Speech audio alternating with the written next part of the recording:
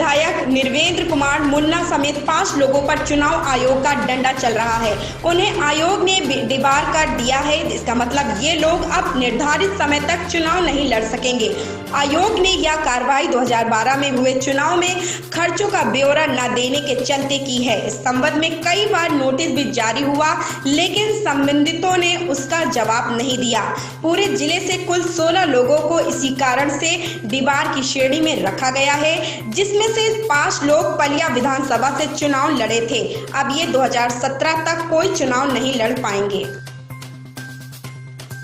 उत्तराखंड में सत्तारूढ़ भारतीय जनता पार्टी के लिए स्थिति उस समय शर्मसार हो गई जब उसके एक विधायक के खिलाफ रेप के मामले में केस दर्ज कर लिया गया। हाईकोर्ट ने बीजेपी विधायक महेश नेगी के खिलाफ रेप का मुकदमा दर्ज करने का आदेश दिया था। हाईकोर्ट के आदेश पर बीजेपी विधायक महेश नेगी पर मुकदमा दर्ज किया गया। यही नहीं, बीजेपी विधायक की पत्नी को भी रेप केस में आरोपी बनाया गया। एक महिला की ओर से विधायक महेश नेगी पर पूर्व में रेप का आरोप लगाया गया था, जिसके बाद हाईकोर्ट के द्वारा मुकदमा दर्ज करने के आदेश जारी किया गया। प्रदेश के कई जिलों ने भी खरीदे ज्यादा दाम पर नैपकिन। स्वास्थ्य विभाग ने सैनिटरी नैपकिन खरीदी घोटाला सामने आया है। इंदौर जिले में विभाग ने निर्धारित कीमत 27 रुपए से 4 गुना ज्यादा कीमत पर सैनिटरी नैपकिन खरीद लिए। यह खरीदी 2015-16 में की गई। जब भुगतान के लिए इसके बिल भेजे गए तो भुगतान रोक दिया गया। इस खरीदी पर ऑडिट के बाद आपत्ति ली गई, तब इस घोटाले का खुलासा हुआ। कांग्रेस नेता और केरल के वायनाड से सांसद राहुल गांधी ने अपने ट्विटर हैंडल से एक वीडियो ट्वीट किया और साथ में उन्होंने पीएम नरेंद्र मोदी पर देश से झूठ बोलने का आरोप भी लगाया।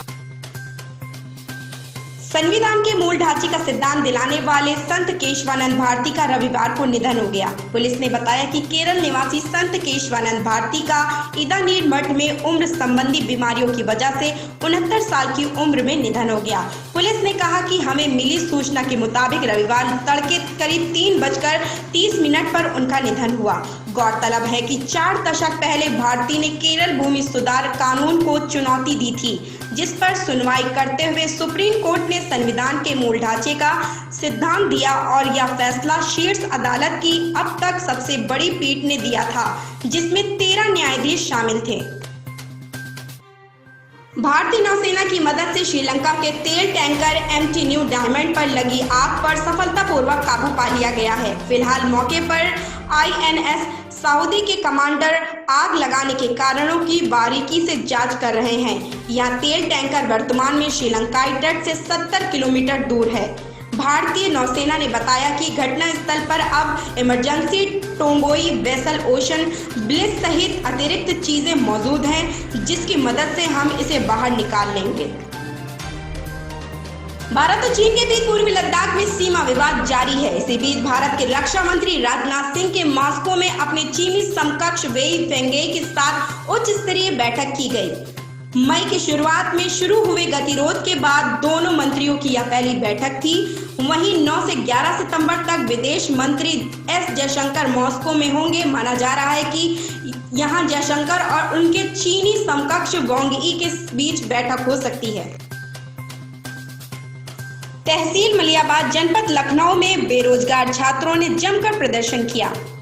तहसील मलियाबाद जनपद लखनऊ में बेरोजगार छात्रों ने जमकर प्रदर्शन किया। बढ़ती बेरोजगारी और भर्तियों पर रोक से आक्रोशित युवाओं ने आज ताली थाली बजाकर अहंकारी सरकार को जगाने की कोशिश की।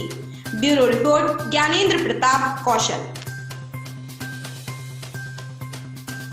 उत्तर प्रदेश के वृंदावन में एक युवती के साथ गैंगरेप का मामला सामने आया है। घटना के संबंध में पीड़िता द्वारा 3 नामजद एवं 2-3 अज्ञात लोगों के खिलाफ रिपोर्ट दर्ज कराई गई है। पुलिस ने 2 युवकों को हिरासत में लेकर जांच शुरू कर दी है। दिल्ली निवासी युवती द्वारा कोतवाली में दर्ज कराई गई रिपोर्ट के अनुसार शुक्रवार रात करीब 10 बजे वह हाईवे स्थित भरतपुर मोड़ पर खड़ी हुई थी। तभी कार सवार 3 युवक आए और उसे लिफ्ट देने के नाम पर उसे वृंदावन ले गए। आरोप है कि कार सवार तीनों युवक उसे एक गेस्ट हाउस में ले गए, जहां कुछ देर बाद ही उनके 2-3 साथी और वहां आ गए। इन लोगों ने उसके साथ जबरन दुष्कर्म किया। बताया गया है कि वह लोग सुबह उसे गेस्ट हाउस पर ही छोड़कर भाग गए। आरोपियों के जाने के बाद जब उसने शोर मचाया तो गेस्ट हाउस का स्टाफ एवं आसपास के लोग मौके पर इकट्ठा हो गए। जौनपुर वीर बहादुर सिंह पूर्वांचल विश्वविद्यालय में दाखिलों को लेकर सोशल मीडिया में चल रही अफवाहों का विवि प्रशासन ने खंडन किया है। उन्होंने किसी भी सूचना पर अग्रिम कार्यवाही से पहले विवि में विभागाध्यक्ष से संपर्क करने की सलाह दी गई है। विवि प्रशासन ने साफ कहा है कि अगर कोई बिना जांच पड़ताल के किसी खाते धनराशि में ट्रांसफर करता है तो इसकी जवाबदेही उनकी स्वयं की होगी। चालू शिक्षण सत्र के लिए विवि में प्रवेश प्रक्रिया शुरू हो गई है। कोविड-19 से बचाव के मद्देनजर इस बार सीधे प्रवेश लिया जा रहा है। रेप मामले में जेल में बंद यूपी के पूर्व मंत्री गायत्री प्रजापति की जमानत याचिका मंजूर कर ली गई है। इलाहाबाद हाई कोर्ट की लखनऊ बेंच ने गायत्री प्रजापति को 2 महीने की राहत दी है। बता दें कि गायत्री प्रजापति लखनऊ जेल में बंद थे। गायत्री प्रजापति को देश छोड़कर कहीं भी बाहर जाने की अनुमति नहीं है।